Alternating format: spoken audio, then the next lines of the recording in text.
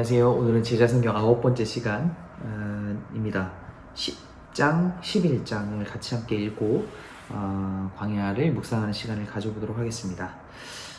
먼저 10장은 바벨론 포로기의 상황을 광야로 빗대어 우리에게 묵상하게끔 합니다.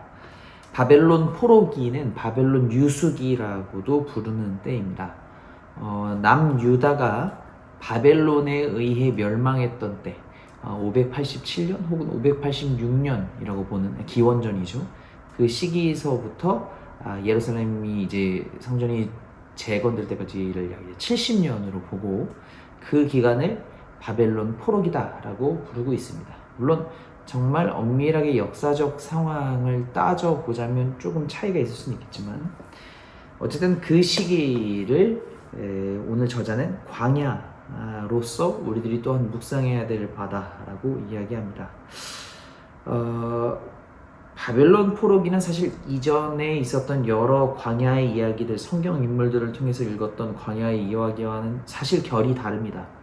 왜냐면 명백하게 하나님 앞에서 잘못된 삶을 살았던 유다 백성들에게 주어진 심판이기 때문입니다. 그러니까 명확하게 죄된 사실이 있고 그것으로 인하여 이스라엘 백성들, 유다 백성들이 광야로 내몰리게 된 것입니다. 그렇지만 내몰리게 되었고 하나님의 심판이기는 하나 하나님은 하나님의 백성들을 포기하시지는 않았습니다. 그 고통과 어려움과 아픔, 좌절의 상황 가운데에서 다시 하나님의 백성으로 회복시키시고자 했습니다. 그렇기 때문에 저자는 그걸 광야라고 말하고 싶었습니다. 이전까지는 인생을 살아가다 보면 찾아오게 되는 삶의 어려움, 고난, 고비를 광야로만 이야기했다면 오늘 이 10장은 하나님 앞에서 잘못된 삶으로 인하여서 심판받은 것, 그러나 그렇게 함으로 인하여서 다가온 어려움이지만 그것도 역시 하나님께서 회복으로 이끌어 가시려고 하는 잠깐의 광야 생활이다라고 말하고 싶은 겁니다. 그래서 10장이 이렇게 기록되어 있습니다. 소제목을 통하여서 그냥 간단하게 이야기를 나눠보면요. 첫 번째는 하나님에게 돌아오라인데요. 여러분 잘 아시는 것처럼 광야가 지금 이 바벨론 포로기라는 광야는 그냥 인생에서 자연스럽게 만나는 것이 아니라 삶에서 하나님 앞에 벗어나서 마주하게 된 심판이라고 그랬습니다. 그렇기 때문에 이 광야에서는 무엇보다 중요한 것은 하나님께로 돌아오는 시간입니다. 하나님이 나의 구원자 되시고 우리의 삶의 죽은 자 되심을 믿음으로 고백하는 것입니다. 그러다 보니까 이 바벨론 포로기를 표현할 때에 가장 많이 사용된 단어가 바로 슈브라고 하는데 이제 돌아오다라는 거죠. 회개라고도 번역할 수 있고 돌이켜서 다시 와라, 방향을 바꾸는다는 이야기입니다. 그래서 바벨론 포로기에 대한 상황을 이야기하고 있는 대표적인 성경이라고 하면 이사야. 하지만 이사야는 엄밀히 이야기하면 바벨론 포로기가 아직 오기 직전, 남유다가 멸망하기 직전의 상황을 그리고 있다고 말할 수 있고, 그 다음에 예레미야는 그때부터 그 직전의 상황부터 포로기에 이르는 그 시간까지를 같이 걸쳐서 담고 있습니다. 특히 예레미야 애가는 우리가 애가 해서 슬플 애자를 쓰죠.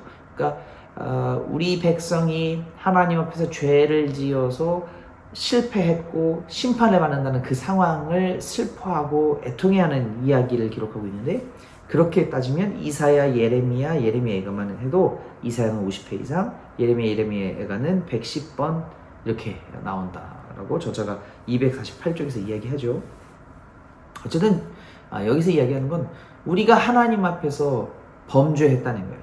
우리가 하나님 앞에서 잘못된 삶을 살았다는 거예요. 그래서 하나님께서 이 시간을 주셨다는 거예요. 그러면 주신 이 시간은 뭐냐면 우리가 돌이킴을 배우는 시간이 있는 거죠. 그런데 돌이킴을 배운다는 건 그냥 갑자기 우리가 힘들어지니까 우리 잘못했어요, 죄송합니다 라고 가벼운 이야기를 던질 만한 시간이 아니라 내가 정말 하나님 앞에 돌아오기 위하여서 견디고 하나님이 명하신 것들을 다 수행해야 하는 시간이라는 거예요. 그래서 저자가 주목한 원인은 예레미야가 전하고 있는 말 248쪽부터 249쪽까지 그 일의 아랫단락 하지만부터 시작되는 단락인데요. 여기서 보면 예레미야가 계속 이야기하는 건 그것을 빨리 벗어나려고 하지 말라는 거예요. 그것을 빨리 벗어나고 거기서 빨리 탈출하고 그게 하나님께서 원하시는 바가 아니라 그곳 그 자리에서 하나님께서 주신 그 시간에 충실하게 삶을 살아내라는 거예요. 광야가 여기에서의 광야는 벗어나기 위한 광야가 아니라 그곳에서 살아내기 위한 광야. 그게 바로 이 포로기에 주어진 광야의 이야기라는 겁니다. 그래서 그곳에 오래오래 있을 생각으로 살아라. 바로 이렇게 표현을 하고 있죠. 우리가 지은 죄로 인하여서 광야로 들어간 겁니다. 그래서 그곳에서 견뎌야 할 시간, 하나님께서 계획하신 시간이 있다는 것입니다. 물론 우리가 인생을 살아가면서 지금 내가 마치 포로기와 같이 내 잘못된 판단, 내 잘못된 죄로 인하여서 난 광야에 접어들었어 라고 고백할 수도 있고 사실 고백하지 못할 수도 있을 것 같습니다. 하지만 어쨌든 우리들이 어느 순간 하나님 앞에 내 범죄함을 돌이키기 위해 하나님 주신 광야의 시간이다 라고 생각이 든다면 그럴 때는 이 시간은 내가 빨리 빠져나오는 게 중요한 게 아니라 이 시간을 견딤으로 인하여서 하나님의 뜻을 온전히 배우는 것이 중요하다는 것을 기억하는 게 좋겠습니다. 그래서 이 포로기와 같은 맥락으로 볼 수 있는 것이 바로 이스라엘 백성들이 가데스 바네아에서 광야에 그 정탐꾼을 가나안 땅에 정탐꾼을 보내고 정탐꾼들이 믿음으로 가나안 땅 우리가 가질 수 없겠다라고 말한 순간부터 견디게 된 약 40년의 시간 광야 생활도 사실은 이 포로기랑 굉장히 비슷하다고 볼 수 있습니다. 어쨌든 그 시간은 하나님 앞에서 견뎌야 되는 시간이었습니다. 그리고 견디는 것뿐만이 아니라 하나님과 어떻게 살아야 하는지, 하나님을 어떻게 신뢰해야 하는지를 배워야 하는 시간이었습니다. 그런 맥락으로서 저자는 포로기의 시간, 광야에는 버티고 견디고 그곳에서 살아내야 하는 시간이다라고 이야기합니다. 하지만 광야에서 살아가는 것, 그 바벨론 포로기에서 살아가는 것이 정말 소망이 없고 희망이 없고 그냥 절망만 있는 시간이냐? 그렇지 않다는 거예요. 성경은 그 시간을 통해서 하나님을 더 알게 되면 하나님께서 결국 우리들을 위로해 주실 것이라는 희망의 메시지를 전하고 있다는 것을 이야기합니다. 그런데 여기서 257쪽 위로해 주실 것이다 이 소제목을 시작하면서 이사야를 구분하고 있는 것을 여러분 보실 수 있습니다. 이사야라는 책은 총 66장으로 이루어져 있지만 내용상으로는 세 단락으로 분류합니다. 1장부터 39장, 그리고 40장부터 55장, 그리고 56장부터 마지막인 66장입니다. 이렇게 세 부분으로 분류하는 것은 어느 정도 성서학 안에서 보편적으로 이해하고 있는 바입니다. 그럼 1장부터 39장은 어떤 내용이냐면 남유다가 하나님 앞에서 범죄하고 돌이키지 못하고 계속 하나님의 뜻에 반하면서 살아가니까 너희들 그러면 안 돼. 너희들 이러다가 큰 해초에 맞는다 하면서 경고하는 메시지로 차 있어요. 그래서 1장부터 39장을 이렇게 경고의 말씀으로 해서 구분하기를 제1 이사야다라고 구분합니다. 자, 그리고 40장부터 55장은 분위기가 바뀌어서요.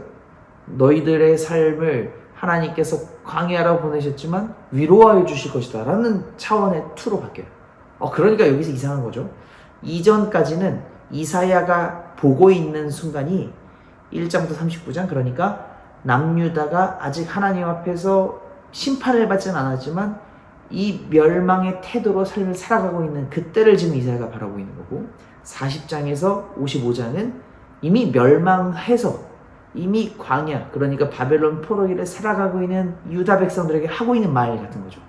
그런데 이사야라는 사람이 사실상 살게 된 이 시간을 따졌을 때는 포로기까지 살지 못했다고 보거든요. 그러니까 이 40장에서 55장을 제2 이사야라고 분류하면서 동시에 이건 제1 이사야와 같은 저자가 아닐 것이다 라고 생각하는 이 성서학의 분류가 있습니다.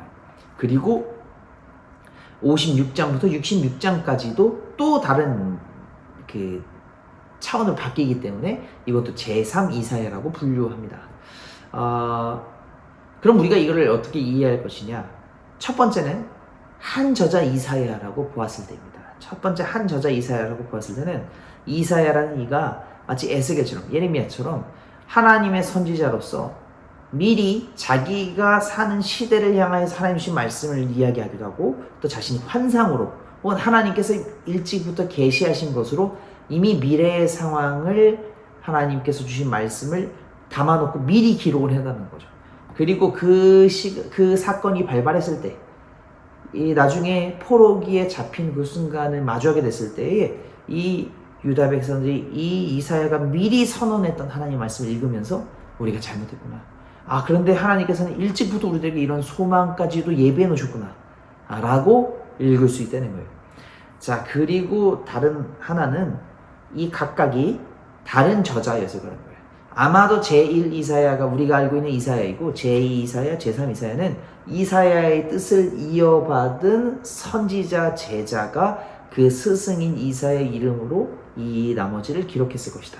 후대에 첨가했을 것이다. 뭐 이렇게도 보기도 합니다. 사실 이거는 뭐냐가 별로 중요하지는 않습니다. 그러나 일반적으로 교회에서 이사야를 이해함에 있어서는 앞서 이야기한 전자로서의 해석 방법을 가진 게 저는 가장 괜찮다고 생각을 합니다. 왜냐하면 하나님께서 이 이후 40장부터의 마지막 66장까지 이 구원하시겠다, 소망을 주시겠다, 회복시키시겠다고 하시는 이 하나님의 말씀은 어쨌든 우리 하나님 믿는 성도들에게 정말 크나큰 위로인데, 여기서 더 위로가 되는 건 무엇이냐면 이미 그 일이 벌어지고 하나님 주시는 게 아니라 이미 심판도 계획하셨지만 이 심판 뒤에 다시금 회복시키실 것도 하나님 미리 작정하셨다는 거예요. 그러니까 그 사실을 우리가 기억하면서 이사야를 읽으면 하나님의 은혜가 바로 이런 거구나, 하나님이 정말 여기까지도 생각하셨구나를 알 수 있기 때문에 그래서 보편적으로 우리는 이 전자의 방향으로 해석을 하게 됩니다. 그래서 지금 저자가 이야기하는 건 39장까지는 바로 그런 내용인데 40장부터 어조가 바뀐다는 거예요. 하나님께서 위로를 약속하신다는 거예요. 그리고 회복시키실 것이라는 거예요. 우리 하나님은 심판하신다고 해서 심판으로 끝내시는 분이 아니에요. 죽이겠다고 하시면서 죽이기만 하시려는 분이 아니라는 거예요. 그래서 우리들은 쉽게 악인을 심판하시는 하나님에 대해서 입을 올리기가 참 쉽지 않습니다. 물론 끝까지 하나님의 말씀을 따르지 않고 끝까지 하나님의 명령을 저버리는 사람들의 삶은 하나님께서 결국 하나님의 그 심판에 따라서 그 정의에 따라서 그들을 심판하시겠지만, 그러나 우리가 성경을 통해서 보게 되면 하나님은 하나님의 뜻을 돌이키는 사람들에게는 언제든지 회복을 열어주시는 분이시니까 여기에서도 역시 우리들은 그렇게 하나님의 위로, 하나님의 소망, 하나님께서 다시 회복시켜 주실 것이라는 것을 기대하는 마음으로 살아갈 수 있다는 것을 이걸 통해 우리가 생각해 봅니다. 그래서 그 메시지들이 계속 이어집니다. 아까 두 번째 소제목으로 위로해 주실 것이다. 또 세 번째 소제목으로 잊지 않으실 것이다. 그리고 우리를 지켜주실 것이다. 이 모든 것들이 바로 그러한 맥락에서 하나님께서는 광야로 이 유다 백성들 내몰을 주셨지만, 바벨론이란 거대 제국에 굴복하여서 그들의 터전에서 살게 하셨지만 그건 끝이 아니라는 거예요. 그곳에서 하나님을 충분히 느끼고 하나님을 소망하는 마음 충분히 배우고, 그리고 나에게 주어졌던, 우리에게 주어졌던 유다 땅, 하나님이 약속하셨던 그 땅이 얼마나 소중한지를 다시 온전히 회복되면 그 마음 가지고 다시 원래 땅으로 돌아오게 해주실 것이라는 거예요. 그 이야기를 쭉 예언서들을 통해서 많이, 특별히 예레미야의 말씀, 또 이사야의 그 후반부를 통하여서 많이 말씀해 주셨는데, 그걸 통하여 우리들이 하나님은 바로 그런 분이시라는 걸 깨달아 보자는 겁니다. 계속 이어집니다. 257쪽에 새 힘을 주실 것이다. 또 광야에서 여호와의 길을 예비하라. 이거는 좀 이제 가닥이 다르죠. 258쪽에 있는 광야에서 여호와의 길을 예비하라. 이거는 그 광야에서 여호와의 길을 예비하라. 이게 하나님께서 오실 건데 하나님께서 오시도록 우리가 준비를 해야 된다는 거예요. 그냥 무작정 하나님 도와주세요, 우리 좀 어떻게 좀 살려주세요, 이런 차원이 아니라, 사실 이 바벨론 포로기와 같은 광야, 그리고 가나안 정탐 후에 벌어지게 된 이 40년의 광야길, 바로 그곳에서 가장 중요한 하나님의 백성으로서 준비해야 될 바는 하나님의 오시도록 길을 닦아놓는 거예요. 왜냐하면 하나님 나가시라고 했기 때문에, 하나님 필요 없다고 말했기 때문이에요. 그런데 우리들이 이 광야를 통하여서는 하나님 죄송합니다, 돌이킴이 있고, 그리고 하나님께서 우리들에게 구원을 약속하시는 분이시라는 것을 깨닫고, 이제는 그 하나님이 정말 우리의 삶에 다시 오셔서 왕 되어 주시기를, 우리를 다스려 주시기를, 우리를 이끌어 주시기를 소망하며 그 길을 닦아놔야 하는 겁니다. 그래서 광야에서 여호와의 길을 예비하라. 그래서 우리 성도들은 물론 복합적인 것이기는 하지만 항상 우리의 삶에 어려움과 문제가 다가섰을 때 하나님 도와주십시오 라고 하나님께 간구하는 기도도 필요하지만, 모든 것을 일단 잠깐 내려놓고 내가 내 인생의 주인을 나로 여기면서 살았나 보다 라고 생각하는 이 점검 포인트도 저는 굉장히 중요하다고 생각합니다. 그러니 기도할 때에 어려움 앞에 우리가 눈물질 일 앞에 기도할 때에 도와주십시오 라고 기도하는 것도 있지만, 하나님 제 마음 가운데 오셔서 제 마음의 주인 되어 주십시오, 제 인생을 이끌어가 주십시오, 제가 또 제 인생의 주인 노릇했나 봅니다 라는 이 기도의 방향성도 굉장히 중요하다라고 여러분 생각하셨으면 좋겠습니다. 자, 그렇게 우리가 해나갈 때 하나님께서 다시 내 인생의 그 운전대를 잡으셨는데, 하나님이 운전자이신데 이상한 길로 가시겠습니까? 그러니까 그렇게 우리가 기도할 때에 하나님 우리 인생에 크고 놀라운 일들을 행하실 것이다 라고 고백할 수 있는 겁니다. 특별히 여기서 이제 와디, 우리가 이전 그 광야 책에서도 읽었지만, 사실은 길은 나 있지 않지만 비가 오면 그래도 조금씩 이제 길이 보이는 그거, 그러나 또 모래폭풍 한번 휩쓸고 가면 또 사라져 버리는 그런 길. 하지만 우리 하나님께서 정말 온전히 임하시면 길이 보이지 않던 곳에도 길이 생긴다는 거예요. 그리고 여기서 아주 재미있는 표현을 저자가 지금 주목하고 있는데, 261쪽에서 가운데 이사야서 35장 1절 말씀을 이제 인용해 넣었죠. 광야와 메마른 땅이 기뻐하며 사막이 백합화 같이 피어 즐거워하며. 자, 이 의미가 뭐냐, 저자가 이야기한 게 262쪽까지 가면서 여기서는 광야에 백합화가 핀다는 얘기가 아니다. 여러분 생각해보세요. 광야라는 곳은 척박한 땅이지만 기본적인 전제는 사막과 같이 완전히 사막화되었다기보다는 물이 없는 거예요. 물이 없는 곳이 광야인데, 그래서 비가 오거나 이슬이 오면 조금씩 풀이 돋아나요. 때로는 뭔가 아다리가 맞으면 백합화도 충분히 필 수 있어요. 그러니까 광야에 백합화가 핀다는 건 어떻게 보면 불가능한 일이 아닌 거예요. 하지만 광야가, 사막이 꽃이 피는 것과 같이 되는 것은, 그거는 의미가 다른 거예요. 왜냐면 그런 곳에 꽃 한 송이가 피는 것은 될 법한 일이지만, 그런 곳이 완전히 확 꽃처럼 피어나는 것으로 변화되는 건 상식적으로 불가능한 일인 거예요. 그거는 하나님만이 하시는 거예요. 그러니까 인간적으로 예측할 수 없는, 그런데 하나님이셔서, 전능하신 하나님이셔서 할 수 있는, 바로 그게 백합화와 같이 피어나는 것이다. 광야나 사막이 그렇게 되는 것. 바로 그 이야기를 저자가 주목했습니다. 그렇죠. 우리들이 바로 그걸 소망하며 살아가는 거예요. 될 법한 일을 하나님 해달라고 하는 게 아니라요, 우리들의 관점에서는 도저히 안 될 것 같은 것. 그러나 하나님께서 하나님의 뜻대로 완전히 변화시켜 주시는 것. 그것을 우리가 소망하며 살아가는 것을 우리가 이 말씀들을 통해 생각해 볼 수 있습니다. 그래서 이것이 바로 회복이다. 이렇게 되는 것이 회복이다. 하나님이 주인 되셔서 우리 삶의 운전대를 붙잡으시고 하나님의 뜻대로 이끌어 가시는 것, 그게 바로 회복이라는 거예요. 자, 그래서 이 회복이라는 것에 대해서 마지막 이제 정리하고 있는데요. 그런데 여기서 얘기하는 또 이제 회복은 회복시켜 주실 것이긴 한데, 하나님의 때가 있다는 거예요. 우리의 뜻대로 요 때다, 이쯤 되면 되겠다가 아니라, 누군가에게는 정말 긴 시간일 수 있고 누군가에게는 짧은 시간일 수도 있지만, 그러나 우리들이 이 회복을 소망하면서 중요한 것보다 기다려야 된다는 거예요. 기다려야 되는 것, 언젠간 끝날 그날을 기대하며 살아가는 것, 그게 광야를 살아내는 하나님의 백성들의 삶이다. 예, 그렇게 이야기합니다. 예, 우리 그리고 이어서 11장입니다. 11장은 세례자 요한의 광야 되어 있는데요. 여러분 잘 아시는 대로 요한이 광야에서 살았다 되어 있습니다. 그리고 아마 또 신약 학자들에 의해서 요한은 나시린으로 살았을 것이다 라고 이야기합니다. 이제 나시린으로서 살은 것이 그 먹었던 그 음식들, 하고 있는 행색들 때문에 그렇게 우리가 볼 수 있다라고 하는데요.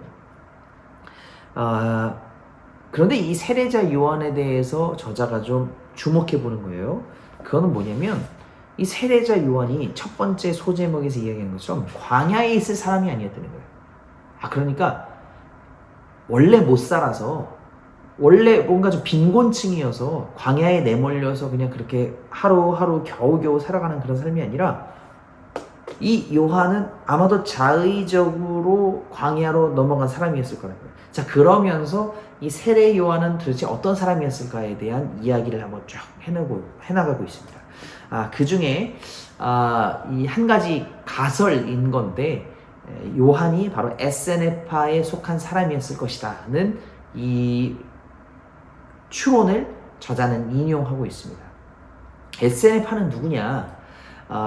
이 기원전 2세기부터 해서 이 로마군이 유대 땅을 점령하면서 유대 땅 안에서는 종교적으로 더 뭉치게 되는 계기를 가지게 되는데, 그래서 여러 파들이 발생하게 되죠. 그 중에 대표적인 게 바리새파, 사두개파, 에세네파 그럽니다. 이 바리새파나 사두개파들은 예루살렘 성전을 중심으로 율법이나 어떤 제사나 그런 것들을 아주 중요하게 생각하는 사람들입니다. 그러니까 이 사람들은 사실 센터에 있는 거예요. 그러니까 중심지에 있는 거예요. 유대 땅 중심지에서 하나님을 향한 믿음, 이걸 중심 삼아가지고 사람들을 독려하고 더 말씀대로 살아야 된다 그러고 막 좀 이제 그런 사람들이고, 에세네파라는 사람들은 뭐냐면 이런 세속적인 것에서 벗어나서 하나님 앞에서 우리들은 정말 철저하게 온전히 바로 금욕적이게 살아야 된다라고 생각한 사람들입니다. 그래서 이 사람들은요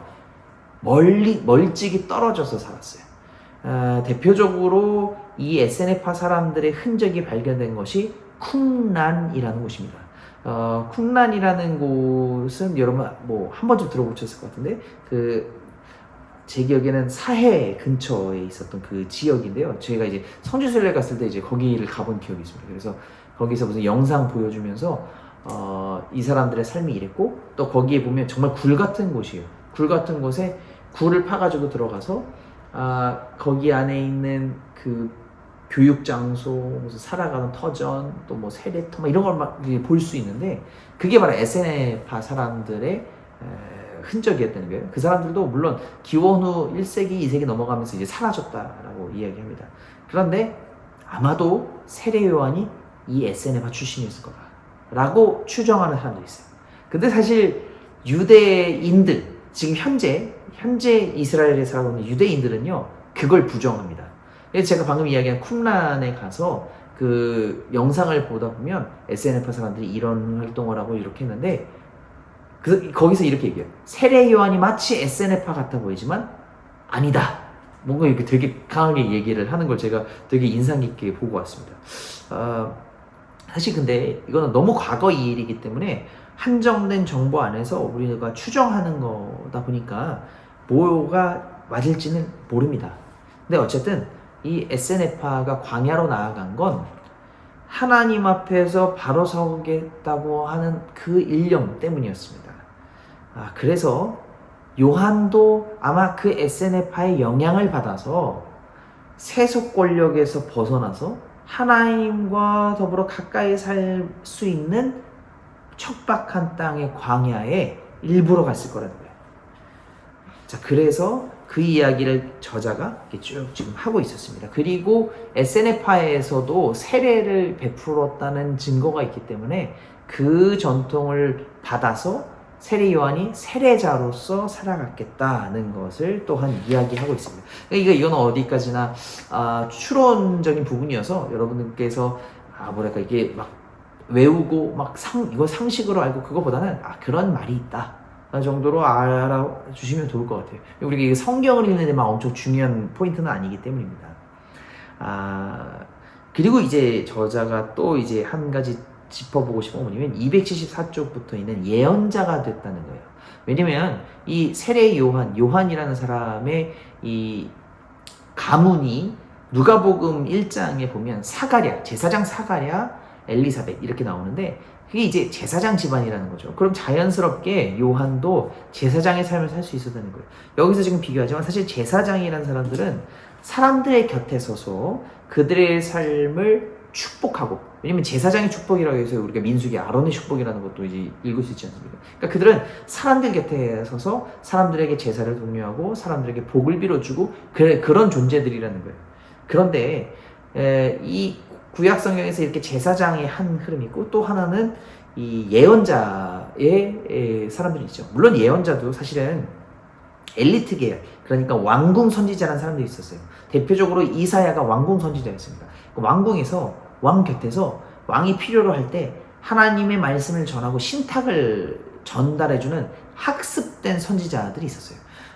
그런데 이들과 다르게 지금 저자가 말하고 싶은 건 그런 엘리트 집단이 아닌 정말 척박한 땅에서 때때로 하나님께서 주신 말씀을 가지고 백성들에게 쓴소리를 하는 사람들이 또한 예언자였다는 거예요. 바로 그 예언자로 세례 요한이 살게 되었다는 거예요.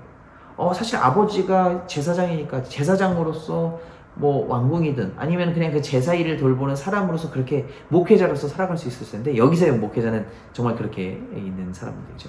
그런데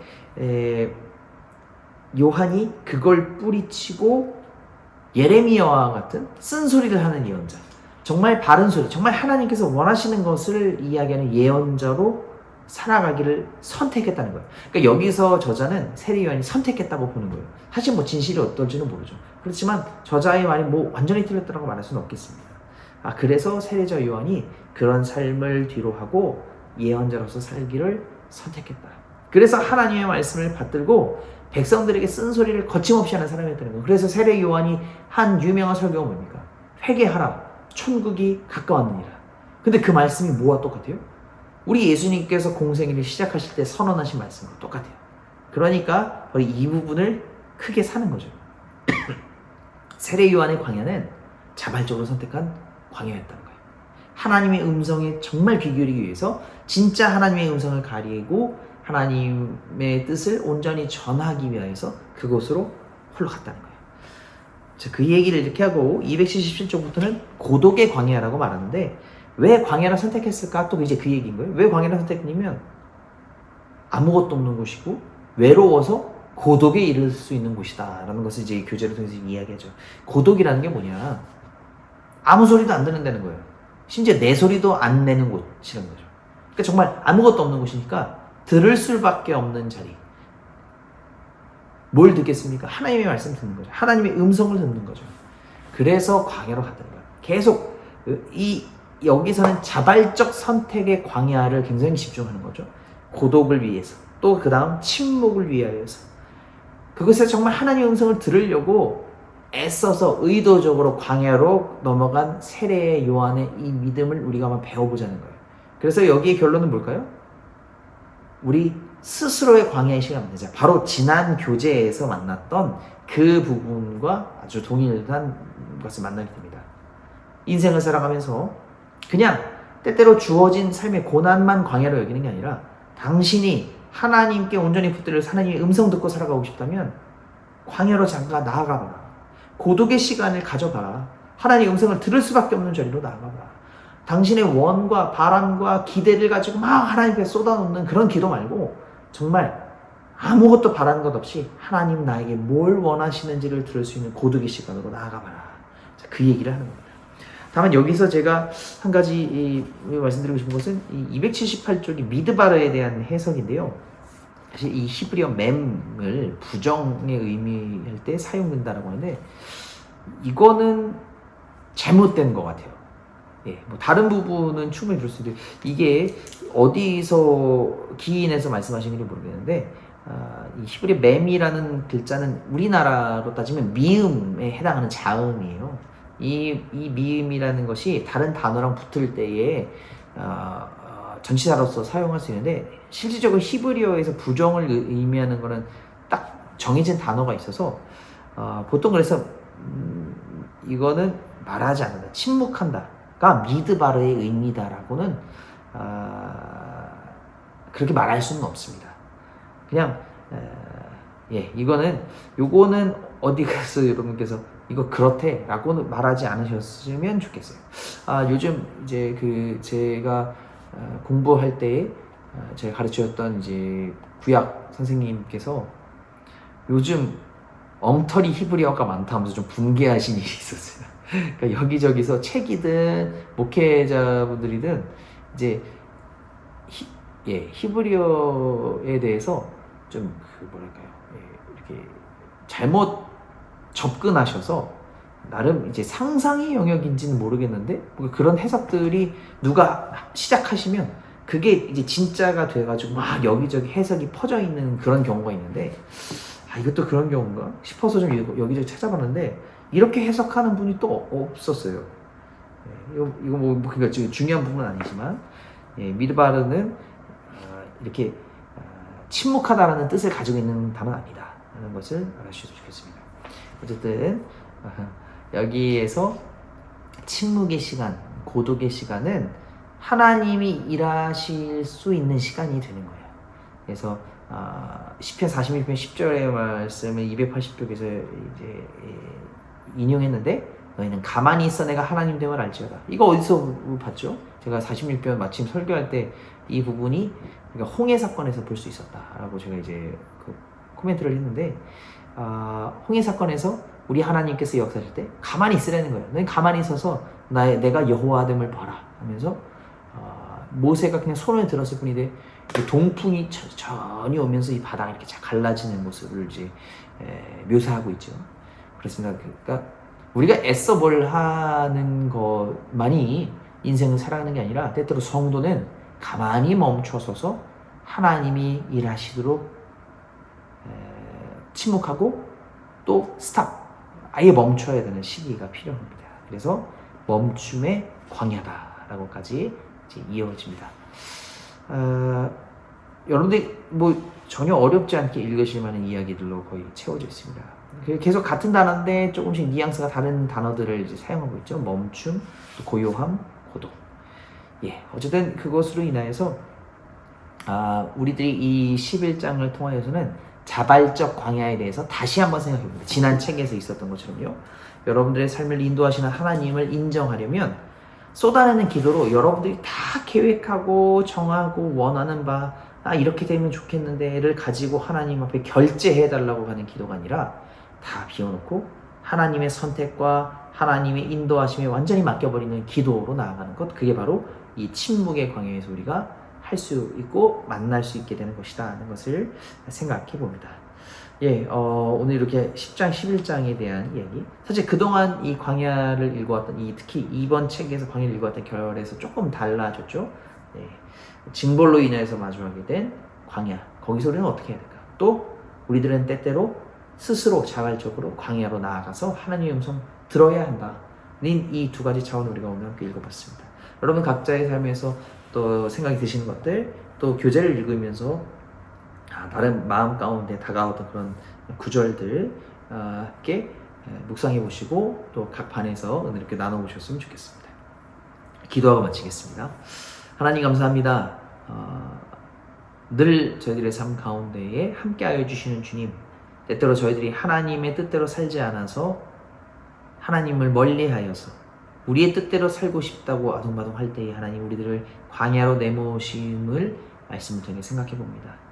그럴 때 우리들은 거기서 벗어나려고 갑자기 하나님께 기도하는 척, 하나님 말씀대로 살겠다는 척, 그게 아니라 그 시간을 충분히 살아내며 하나님이 계획하신 그 시간대로 그곳에서 하나님을 신뢰하는 법을 온전히 배우고 그곳에서 하나님을 알아가야 함을 말씀 통해 생각해 봅니다. 그리고 또 때때로 우리들이 인생을 살아가면서 꼭 주어져야 하는 고난, 주어져야 하는 광야 말고도 내가 하나님의 음성을 듣기 위해서 광야로 나아가야 하는 나의 삶의 태도를 생각해 보았습니다.